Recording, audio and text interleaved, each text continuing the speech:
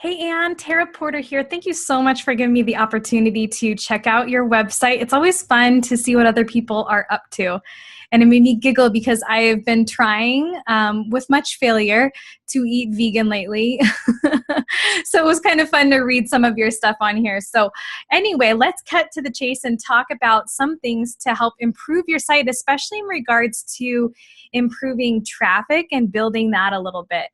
So really, it sounds like from a work perspective of you going out there to Pinterest, it sounds like, you're working in Pinterest, Facebook groups, you're doing those things. So it sounds to me like where you could do some work is on your site itself to make sure that those people, when they come to the site, they want to come back to it. So you're getting 20 people a day, but are they reoccurring visitors? And are you building that loyalty? So let me share with you a couple of first impressions that I have that might help. First of all, I love the simplicity of your site, like the black, like it was very striking. One of the things that I would recommend though is have you on there. There's no photo of you right on your homepage, and it would be a great opportunity for you to build trust with your reader. Because I'm like, gosh, I don't even know what you look like, and so when people know, love, and trust someone, they want to go back to them, right? You want to start coming back to your site. It's not just about getting those unique page views, because that doesn't do anything for you. What does something for you is when you get those page views and they want to stick around, right? So have an opportunity to put you on there. The second thing that I would recommend is I don't totally know what the mission or focus of your site is. You say it's a lifestyle blog, but we all have lifestyles. You want to think about who you are trying to direct, because you might be promoting to these groups and they're coming to your site, but they don't really know if it's for them. Everyone has a lifestyle. So what lifestyle do you live? Is it trying vegan, or is it, so for some people it's parenting, or, natural living? What specifically are you trying to target?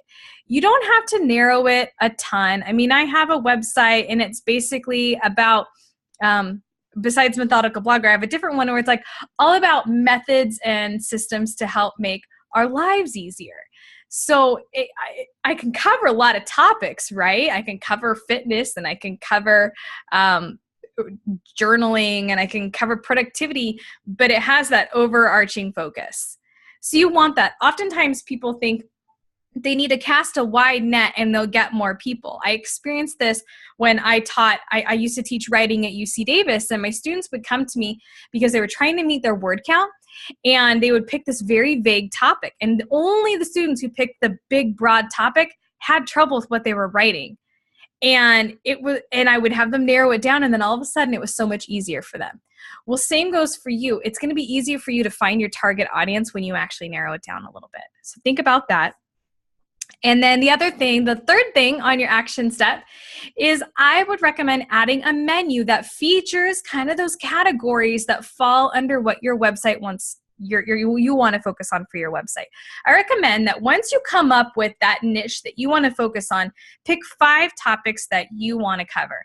So for example, for Methodical Blogger, my goal is I want to focus on bloggers who want to know what the heck to do next in their business, and they want to grow a successful blog business.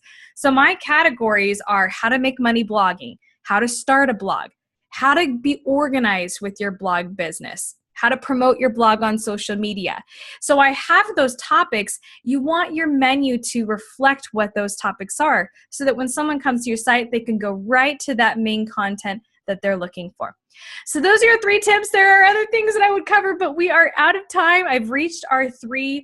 I do give information later this week on if you want to book a little bit more time with me so we can spend more time on your blog. But for now, those are your 3 steps that you can start working on.